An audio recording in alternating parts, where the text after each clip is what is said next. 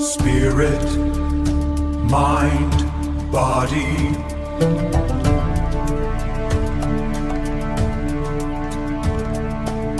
Spirit, mind, body.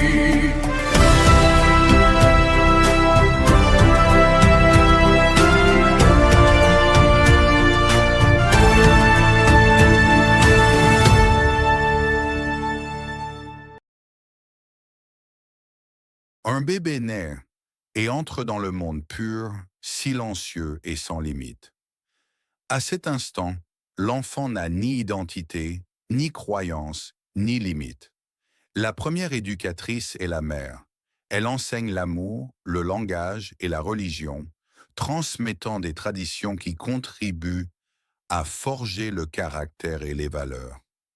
Pourtant, la compréhension profonde de la spiritualité n'est généralement pas abordée.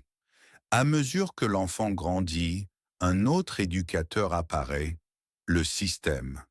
L'école commence à enseigner la connaissance du monde physique.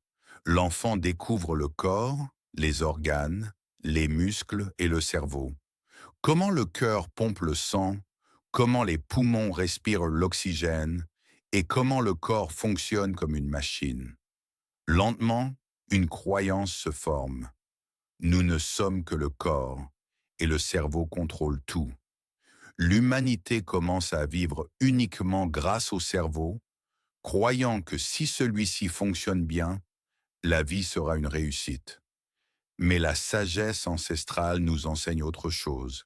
Le véritable ordre de l'expérience humaine est l'esprit d'abord, le mental ensuite, le corps en dernier.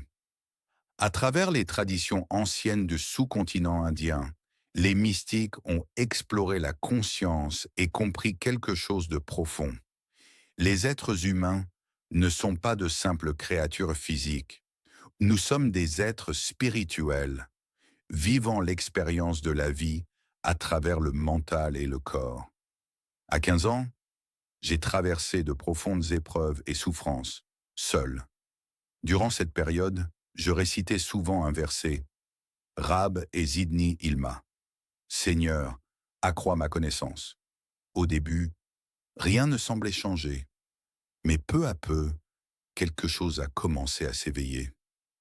De petits miracles, des opportunités inattendues, des moments d'intuition. Cette simple prière a semé une graine. À 16 ans, ma curiosité pour le fonctionnement de l'esprit humain a commencé à grandir. Je me suis passionné pour des sujets comme la télépathie et le potentiel caché de l'esprit. Les livres et les romans traitant de ces idées sont devenus une véritable passion. J'ai exploré des pratiques de méditation comme le shamatha, que j'appelais parfois Shama béni. Même si je ne comprenais pas pleinement ces pratiques à l'époque, elles ont renforcé mon intuition. Au lycée, on me forçait à lire beaucoup de livres. C'était une obligation pour devenir ce que la société appelle une personne cultivée et de bonne moralité. Mais tout a changé lorsque j'ai commencé à m'intéresser au développement personnel. En seconde, la chiromancie a attiré mon attention. J'ai commencé à lire de nombreux ouvrages célèbres pour la comprendre, finissant par étudier les œuvres de près d'1 millier d'auteurs. J'ai également exploré des techniques de respiration et des pratiques similaires au yoga. À cette époque, les bienfaits n'ont pas été immédiats, car je n'utilisais pas encore correctement ces connaissances. Des années plus tard, la vie elle-même est devenue mon maître. Partant de presque rien, j'ai commencé à tracer mon chemin grâce à l'expérience, à travers mon entreprise de CVC.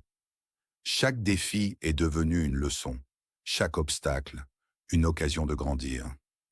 Vers la quarantaine, quelque chose de remarquable s'est produit. Toutes les connaissances accumulées au fil des ans ont commencé à s'assembler. L'esprit, la respiration, la discipline et la conscience spirituelle, tout a commencé à former une image claire. Ma vision s'est éclaircie et ma perspective sur la spiritualité s'est élargie. On peut concevoir le Créateur comme un océan infini, et chaque être humain est comme une goutte de cet océan. La goutte peut paraître infime, mais son essence est la même que celle de l'océan, la même énergie, la même intelligence, la même source. La vie est énergie qui circule en nous. La vraie question devient: allons-nous nous concentrer sur nos limitations ou grandir grâce à l'énergie qui est en nous? L'esprit est puissant, mais l'esprit n'est pas le maître. L'esprit est un véhicule. L'esprit est le conducteur. L'esprit est le système de navigation. Et le corps est la machine. Au sein de l'esprit, il existe un autre mécanisme: l'ego. L'ego protège l'identité, mais lorsqu'il est mal compris, il commence à contrôler l'être humain. Nombreux sont ceux qui se disent fatigués ou à court d'énergie, mais souvent, la vérité est tout autre.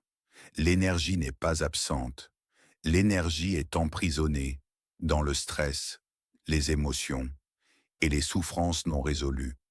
Lorsque cette énergie est libérée, la clarté et la vitalité reviennent.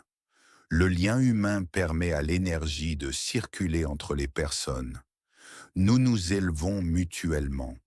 Nous nous inspirons mutuellement. D'anciennes traditions spirituelles ont fait une découverte profonde. L'amour porte l'une des plus hautes fréquences de la conscience humaine. L'amour dissout la peur. L'amour dissout la séparation. Et l'amour reconnecte la goutte à l'océan, au plus profond de